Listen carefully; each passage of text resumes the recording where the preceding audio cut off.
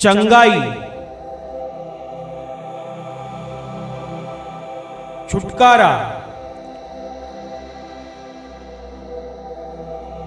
पाप क्षमा, आनंद,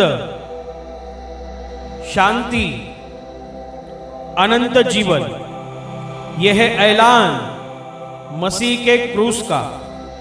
वह क्रूस जो गए 2000 वर्ष से पापी और कमजोर इंसान के लिए सामर्थ बन चुका है।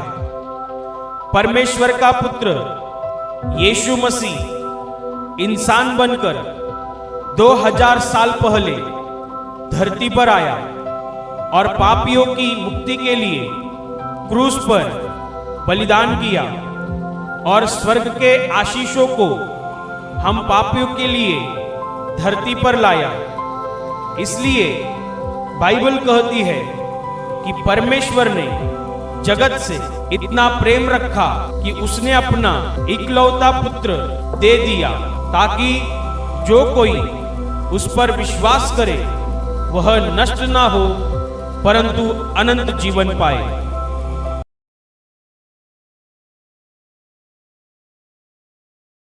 मत्ती का सुसमाचार अध्याय 6 वचन 14 और 15 मैं पढ़ती हूँ, अच्छे से सुनिए।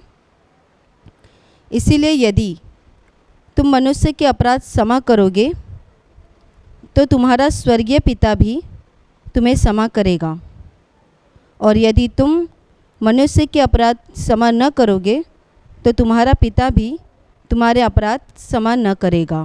Hallelujah, hallelujah, hallelujah, hallelujah.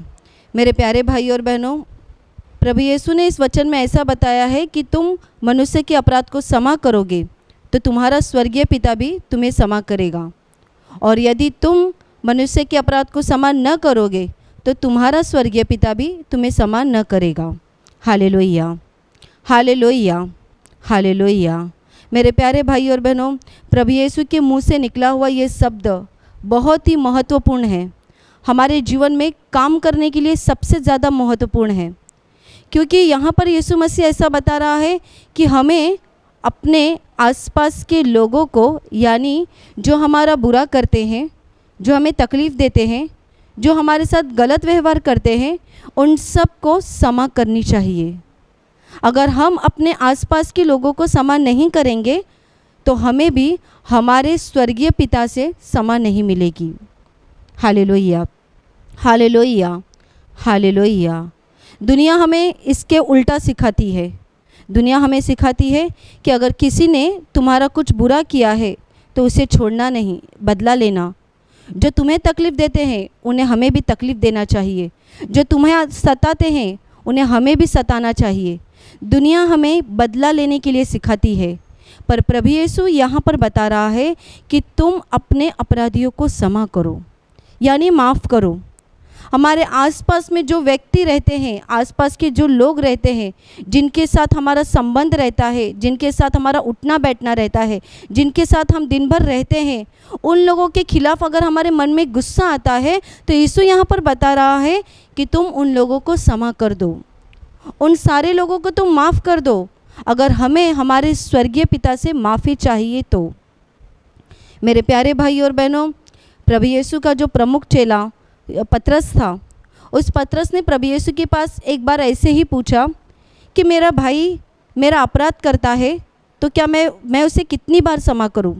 क्या 7 बार? प्रभु यीशु ने कहा, मैं तुझसे नहीं कहता कि 7 बार, बल्कि 7 का 70 बार। पतरस ने यीशु को पूछा कि मेरा भाई मेरा बुरा करता है तो क्या मैं उसे 7 बार क्षमा कर दूँ, 7 बार माफ़ कर दूँ? तो यीशु ने कहा कि मैं ऐसा नहीं कहता कि 7 बार, बल्कि 7 का 70 बार उसे क्षमा कर। और उसके आगे प्रभु यीशु ने एक घटना बता दी है।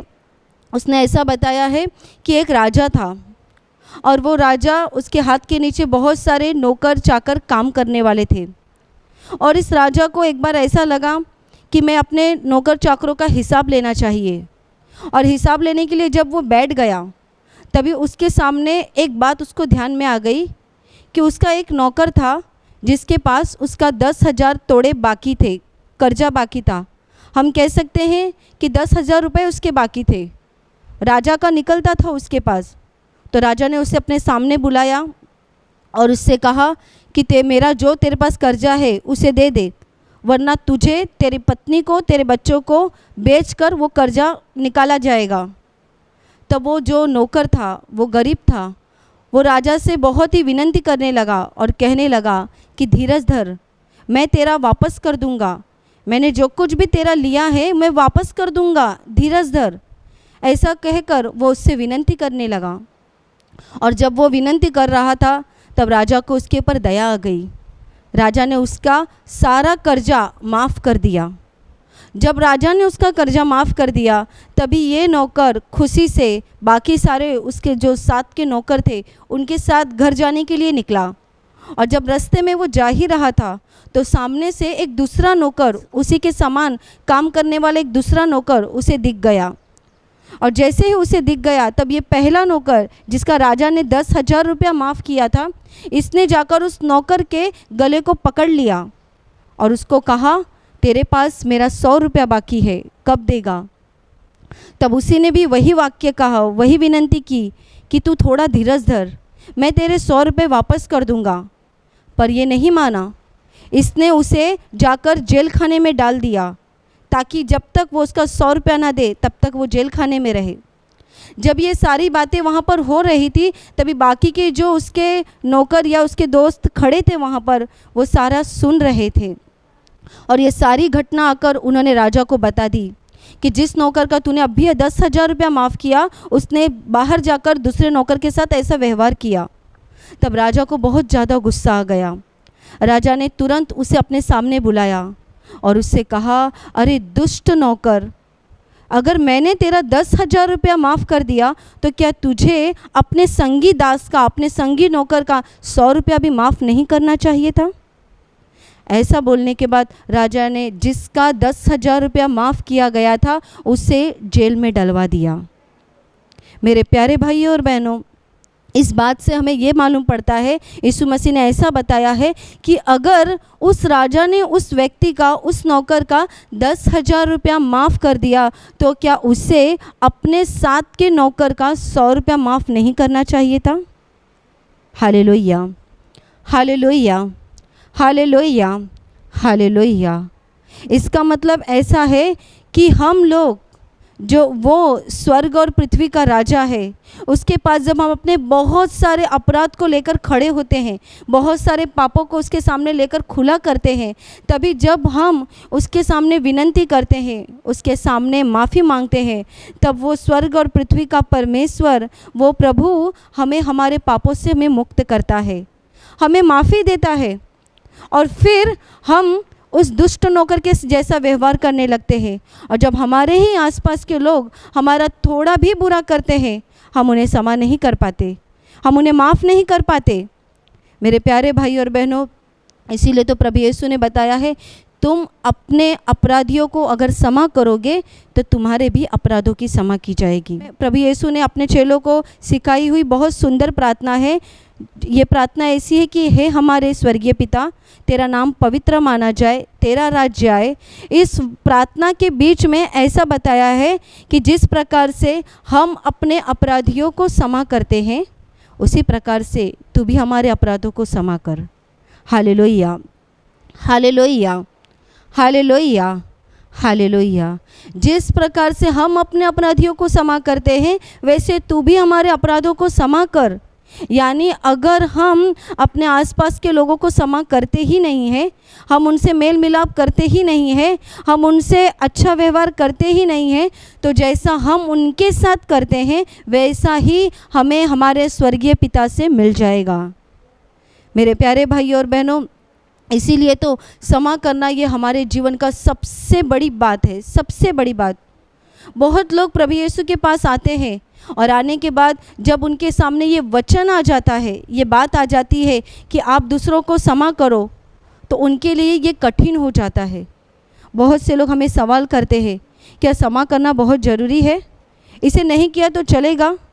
हम उन्हें बताते हैं, परमेश्वर के पास पहुंचने के लिए सबसे पहली जो सीढ़ी हमें चढ़नी पड़ती है, और वो सीढ़ी है दूसरों को क्षमा करना। अगर आप दूसरों को क्षमा नहीं कर रहे हैं, आप अपने दिल में हर प्रकार की मलिनता भर के रख रहे हैं, हर प्रकार की गंदगी भर के रख रहे हैं, यानी आप दूसरों को क्षमा नहीं कर रहे हैं, तो हमें आपको प्रभु यीशु के पास से कुछ नहीं मिलेगा। पर अगर आप प्रभु यीशु के पास आने के बाद आप दूसरों को क्षमा कर रहे हैं, अपने पापों को मान ले रहे हैं, अपने पापों के लिए पश्चाताप कर रहे हैं, हर एक के साथ आप अच्छा व्यवहार कर रहे हैं, तो इसका मतलब आपने परमेश्वर की आज्ञाओं को मानना शुरू किया है, आपने परमेश्वर के नियमों को मानना शुरू कर दिया है, और इससे परमेश्वर के आशीष आपके जीवन पे आ जाएंगे। Hallelujah, hallelujah, hallelujah, hallelujah. मेरे प्यारे भाई और बहनों, क्षमा करना और न करना, इसमें फ़र्क क्या है? बहुत लोग कहते हैं इससे हमारे जीवन से क्या मतलब है, हमारे जीवन का इससे क्या लेना देना है। आपके जीवन से और क्षमा करने से इसका लेना देना बहुत है। आपके शरीर में बीमारी है, आपके शरीर में दुख है, आपके शरीर में कुछ समस्या है, आपके जीवन में कुछ समस्या है, आप सबसे पहले देखिए आपके मन में किसी के लिए गुस्सा है क्या, किसी के लिए बुरी भावना है क्या। कितने लोगों का कहना रहता है कि सिस्टर हम दूसरों को क्षमा कैसे करें, क्योंकि हमारे आसपास के लोग हमें बहुत सताते हैं। कितनी बार हमें लोग आकर बताते हैं, दूसरों की शिकायतें करते हैं कि हमारे पड़ोसी जब हम घर पे नहीं रहते हैं तो हमारे घर के दरवाजे के सामने कचरा डाल के जाते हैं। कितनी बार पानी की वजह से उनके साथ झगड़ा हो जाता है, कितनी बार छोटी मोटी बातों पर उनका हमसे झगड़ा होते रहता है। तो क्या उन्हें हर बार क्षमा करनी चाहिए? हर बार क्या उनसे बात करनी चाहिए?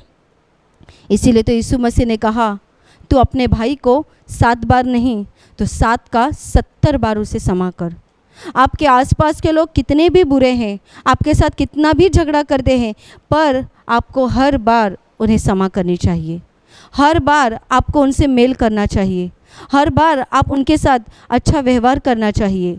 Hallelujah, hallelujah, hallelujah, hallelujah. क्षमा करने से हमारे जीवन में कितनी बड़ी आशीष आती है, इसके विषय में मैं आपको एक गवाही बताने जा रही हूँ। केंद्र में एक भाई प्रार्थना के लिए आया हुआ था, और जब ये भाई प्रार्थना में आया हुआ था, उस समय इस भाई को व्हीलचेयर पे लाया गया था।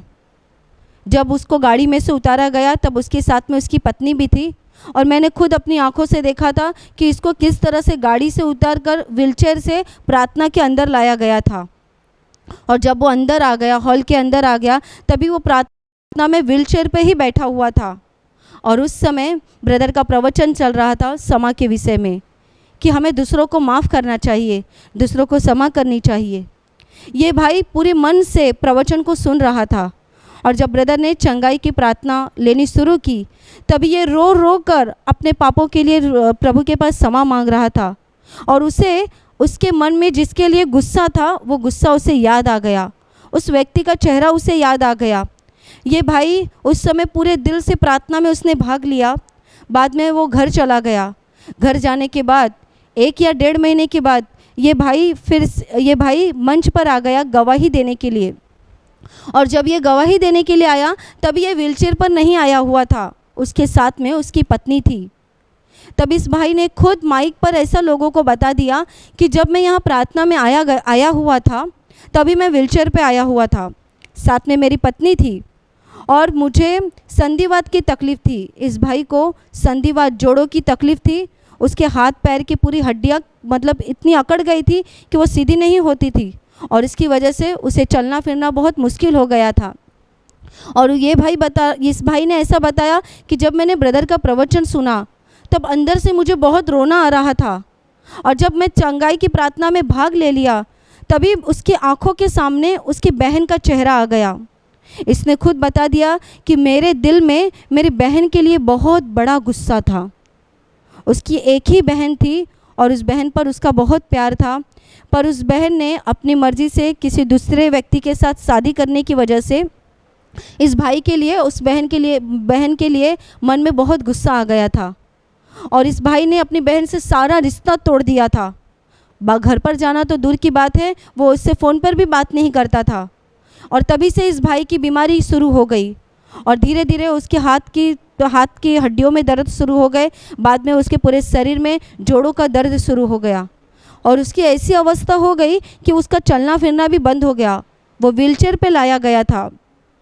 और जब इस भाई ने चंगाई की प्रार्थना में रोकर अपनी बहन को क्षमा किया, अपनी बहन को पूरे दिल से माफ़ किया, माफ़ करने के बाद इसने खुद बताया, इस भाई ने खुद बताया, प्रार्थना ख़त्म हो गई। वो अपनी पत्नी के साथ अपने घर नहीं चला गया, तो बल्कि वो सीधा अपनी बहन के घर चला गया, जहाँ पर उसकी बहन रहती थी। अपनी बहन के घर चला गया। वहाँ पर उसकी बहन ने देखकर अचंभा किया ही होगा, क्योंकि इतने साल के बाद भाई जो घर पर आया था, जो कि कभी बात भी नहीं करता था, वो सीधा उसके घर आ गया था। और घर आने के बाद इस भाई ने अपनी बहन के पास हाथ जोड़कर उससे माफ़ी मांगी कि तूने जो किया उसके लिए मेरे दिल में बहुत गुस्सा था, पर आज मैं तुझे माफ़ कर देता हूँ। वो बहन भी रोने लगी, ये भाई भी रोने लगे। काफ़ी समय तक ऐसा चलता रहा। बाद में वो अपने घर चला गया। घर जाने के बाद वो प्रार्थना में आते रहा, प्रभु यीशु पर वो विश्वास करता रहा, प्रार्थना करता रहा। धीरे धीरे उसकी ये जो संधिवात की तकलीफ़ थी, जोड़ों का दर्द का तकलीफ़ था, वो तकलीफ़ निकल गया।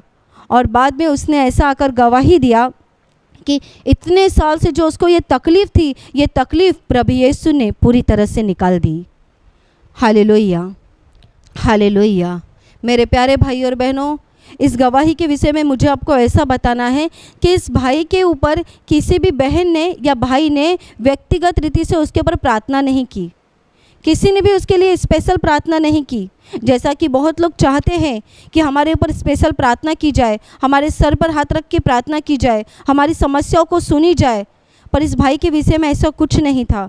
इसने प्रवचन को सुना, उसके अनुसार अपने जीवन में उसने बदलाव लाया। चंगाई की प्रार्थना में उसने अपनी बहन को क्षमा किया और जाकर उसने अपनी बहन से मेल मिलाप किया, और तभी स्वर्ग में परमेश्वर को आनंद हो गया।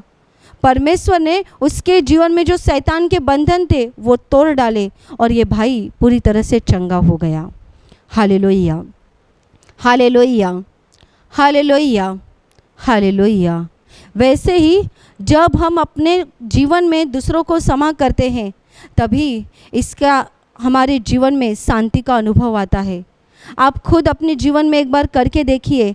आज तक आपको दुनिया की बातें मालूम थी कि जो आपको सताते हैं उन्हें आप भी वैसा ही कीजिए, वैसा ही व्यवहार उनके साथ कीजिए। जो आपके साथ बुरा करते हैं आप भी उनके साथ बुरा कीजिए, बदला लीजिए, छोड़िए मत।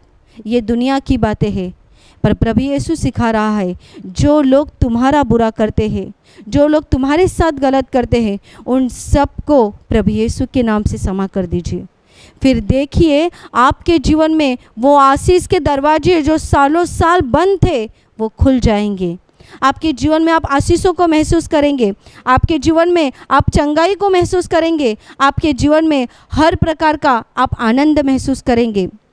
पर मेरे प्यारे भाई और बहनों, अगर आप इसका उल्टा करेंगे, इसके उल्टा भी बहुत लोग करते हैं। मैं आपको इसी से जुड़ी हुई एक दूसरी घटना बताती हूँ। केंद्र में 4 दिन का जब शिविर चलता था, उस शिविर में एक बहन हर बार शिविर के लिए आया करती थी। उस शिविर में मैं खुद हॉल इंचार्ज का काम करती थी, तभी उस बहन से मेरी पहचान हो गई थी। और वो बहुत पतली थी, बीमार थी, और वो हमेशा खाना लेने के लिए जब भी आती थी तो बहुत थोड़ा सा खाना लेती थी, इतना ही खाना लेती थी। इसीलिए जब भी मैं उसे देखती थी, एक तो वो बहुत पतली थी, बीमार दिखती थी और खाना भी बहुत कम लेती थी। तो एक बार मैंने ही उसको जाकर ऐसे पूछ लिया कि आपकी तबीयत में कुछ फ़र्क पड़ रहा है या नहीं, आप हर बार शिविर ले रहे हो तो आपको प्रभु यीशु का कुछ अनुभव आ रहा है कि नहीं। तब उस बहन ने बता दिया कि मैं बहुत बार शिविर ले रही हूँ, पर मुझे मेरे शरीर में चंगाई महसूस नहीं हो रही है। मेरे शरीर में मुझे हमेशा कमजोरी महसूस होती है। मैं बहुत दवा ले रही हूँ पर फ़र्क कुछ नहीं पड़ रहा है, और अभी दिन बर दिन मेरा खाने की इच्छा भी ख़त्म होती जा रही है, मुझे खाना भी नहीं जाता है। फिर ऐसे ही वो बात बात में बताने लगी कि सिस्टर, यहाँ पर हर बार चंगाई की प्रार्थना ली जाती है। इस प्रार्थना में बताया जाता है कि दूसरों को क्षमा करो, पाप कबूल करो, पश्चाताप करो, क्षमा मांगो। तो क्या ये बातें करना बहुत ज़रूरी है? मैंने उस बहन को बताया कि हाँ, आपको ये करना ज़रूरी है, हम सबको ये करना ज़रूरी है। क्योंकि जब हमारे दिल में किसी के लिए गुस्सा होता है तब हमारा दिल गंदगी से भरा हुआ रहता है। और गंदे दिल को परमेश्वर कभी हाथ नहीं लगाता। गंदे दिल की प्रार्थना परमेश्वर कभी सुनता नहीं है। इसीलिए अगर आपके दिल में भी किसी के लिए गुस्सा होगा तो आप उसे क्षमा कर दीजिए। मैंने जब उसे ऐसा बताया, इस बहन का चेहरा एकदम उतर गया। उसने बोलना ही बंद कर दिया, कुछ भी नहीं बोल रही थी, चुपचाप खड़ी हो गई। मैंने उसे फिर से बोला, क्या हुआ, आपके दिल में किसी के लिए गुस्सा है क्या? वो कुछ भी नहीं बोल रही थी, केवल मेरा मुंह देख रही थी। मैंने उसको फिर से पूछा, बहन अगर आपके दिल में किसी के लिए गुस्सा होगा, आपने अगर अभी तक किसी को क्षमा नहीं की होगी, कोई पाप होगा, तो आप प्रभु यीशु के पास कबूल करके क्षमा मांगिए। आपको प्रभु यीशु जरूर चंगाई देगा। इतने लोग चंगे हो जा रहे हैं, आप भी चंगे हो जाएंगे। इस बहन ने बताया कि दूसरों को क्षमा क्यों करनी चाहिए, इससे हमारे जीवन का क्या संबंध है, मेरी बीमारी का क्या संबंध है। और बात में उसने ऐसा बताया कि मेरी एक बहन है, सगी बहन है, वो उससे एक शायद छोटी बहन थी। उसने ऐसा बताया कि उसके लिए मेरे दिल में बहुत गुस्सा है। कितने साल हो गए मैंने उससे बात भी नहीं की है। वो बीच बीच में कभी फ़ोन करती है, पर मैं उसका फ़ोन कट कर देती हूँ, उससे बात नहीं करती। फिर मैंने उसको कारण पूछा कि क्या वजह है कि आप उससे बात नहीं करते। तब उसने बता दिया कि मेरी माँ जब जिंदा थी, उसकी माँ कुछ ही साल पहले मर चुकी थी। तो उसने बताया कि जब मेरी माँ जिंदा थी तभी मेरी माँ ने 2 घर लिए हुए थे। उसका एक बड़ा भाई है, उस बड़े भाई को माँ ने पहले से ही घर देकर अलग कर दिया था, पर ये 2 बहनें थी। और इसने ऐसा बताया कि माँ ने 2 घर लिए थे। माँ जब गुजर गई तब उस घर को मेरी बहन ने ले लिया, और जो दूसरा घर था वो घर मैं जब भी अपनी बहन से मांगती थी वो मुझे देती नहीं थी। उस घर को उसने भाड़े पे किसी किराएदार को दे दिया था। और हर बार मैं उसको कहती थी कि एक घर तूने लिया है तो एक घर मुझे भी दे दे, पर वो सुनती नहीं थी। इस बात पर वो बहस करती थी, झगड़ा हो जाता था। इसीलिए उसके लिए मेरे दिल में बहुत गुस्सा है। अभी वो मुझे फ़ोन करती है पर मैं उसका फ़ोन उठाती नहीं। मैंने उस बहन को बताया कि आप ऐसा मत कीजिए, आप उसे प्रभु यीशु के नाम से क्षमा कर दीजिए। वो आपको घर नहीं दे रही है तो क्या हो गया, आपको प्रभु ने इतना संभाला है। आपके जीवन में इतनी बीमारी जो आ रही है, इस बीमारी से छुटकारा पाने के लिए आप अपनी बहन को क्षमा कर दीजिए। उसने तुरंत मुंह बंद कर लिया और थोड़ी देर के बाद बोलती है, ये बीमारी मेरी ऐसी रहेगी तो भी चलेगा, पर मेरी बहन को मैं क्षमा नहीं करूँगी। उसने दोनों घर ले लिया, एक भी घर मुझे देती नहीं है और मैं अब उसे क्षमा कर दूँ। इतना बोलकर वो निकल गई। उसके बाद से वो फिर से मुझसे बात करने के लिए आई ही नहीं, और उसके बाद के शिविर में वो फिर कभी दिखी ही नहीं। आगे क्या हो गया पता नहीं। मेरे प्यारे भाई और बहनों, आज दुनिया के लोगों की ऐसी अवस्था हो गई है। यह हालत आज दुनिया के बहुत से लोगों की हो गई है। लोग प्रभु यीशु के पास आते हैं, प्रभु यीशु पर विश्वास करते हैं, पर उसके वचनों को मानने के लिए वो तैयार नहीं होते। जब यहाँ से बताया जाता है कि आप दूसरों को क्षमा करो, तो वे लोग क्षमा करने के लिए तैयार होते नहीं। जैसे कि मैंने आपको बताया कि बहुत से लोग हमें शिकायत करते हैं कि जब हम घर पे रहते नहीं तो हमारे पास के लोग हमारे घर के सामने कचरा डाल देते हैं। पानी की वजह से झगड़ा हो जाता है, छोटी छोटी बातों पे झगड़ा हो जाता है। ये हमारे आसपास के पड़ोसी हमें बहुत तकलीफ़ देते हैं, तो क्या सिस्टर उन्हें भी क्षमा करनी चाहिए? मेरे प्यारे भाई और बहनों, आपके आसपास में जो लोग रहते हैं, आप जिनके साथ रहते हैं, अगर आज के दिन तक आपका उनके साथ झगड़ा है, आपके दिल में उनके लिए गुस्सा है, तो आज उन्हें प्रभु यीशु के नाम से क्षमा कर दीजिए। आज उन्हें प्रभु यीशु के नाम से माफ़ कर दीजिए। फिर देखिए आपके दिल में प्रभु यीशु की शांति आ जाएगी। Hallelujah, hallelujah, hallelujah. मेरे प्यारे भाई और बहनों, आज प्रभु यीशु पर आपने विश्वास किया है। हो सकता है आप में से कोई भाई बहन पहली बार इस प्रवचन को सुन रहे हैं, यीशु का नाम आप पहली बार अपने कानों से सुन रहे हैं, तो आज ही आप बच्चे के समान दूसरों को माफ़ कर दीजिए।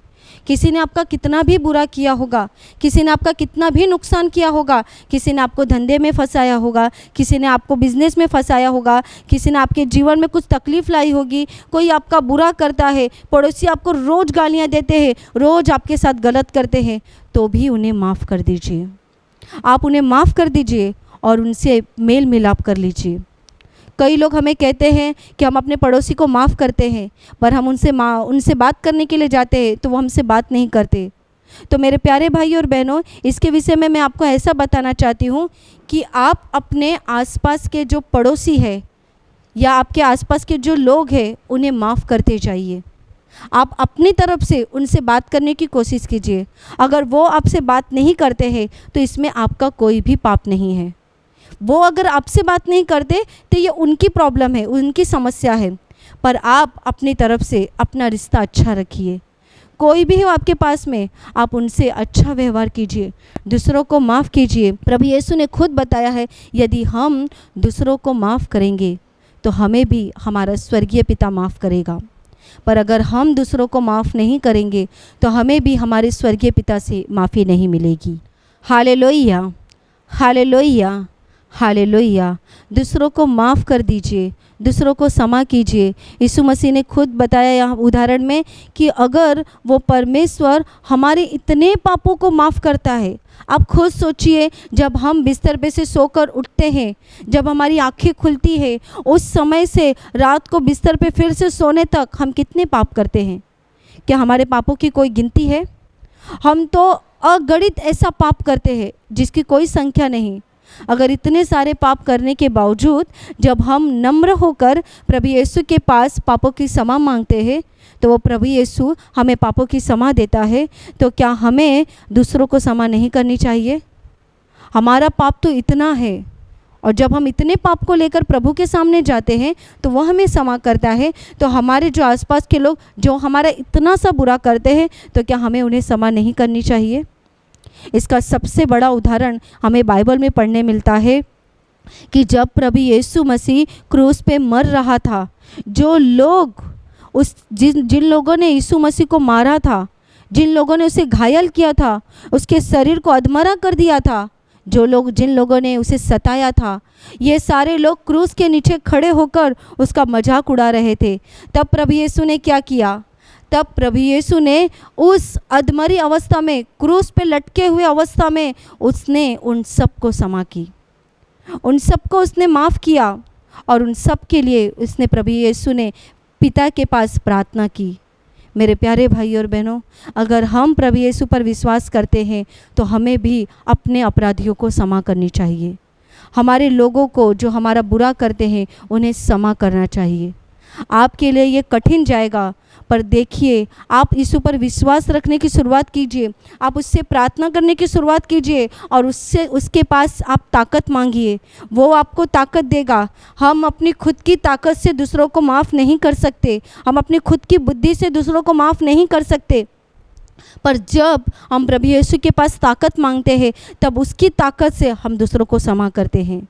आपके जीवन में जो बंधन है, तकलीफ़ें हैं, दुख है, समस्या है, इन सब से आपको मुक्ति चाहिए, समस्याओं से बाहर निकलना है, बीमारियों से छुटकारा पाना है, तो मेरे प्यारे भाई और बहनों, आप दूसरों को क्षमा करने की शुरुआत कीजिए, आप दूसरों को माफ़ करने की शुरुआत कीजिए।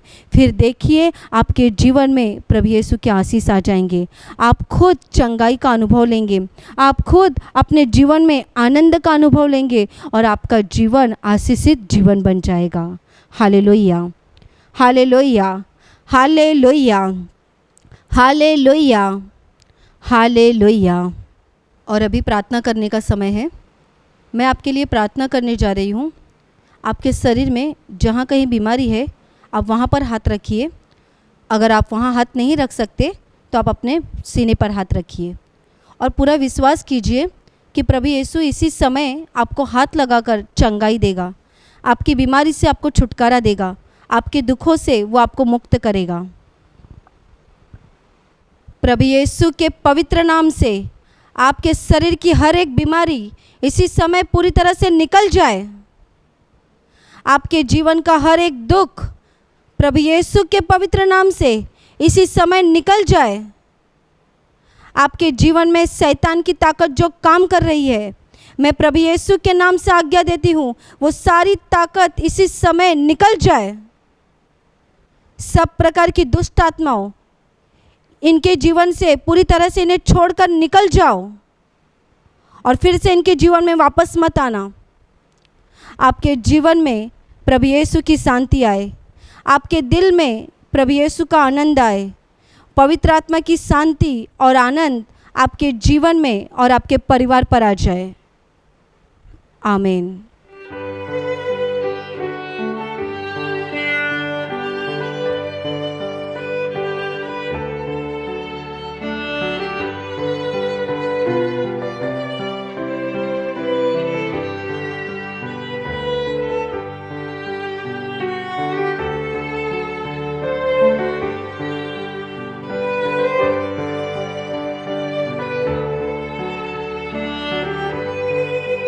है।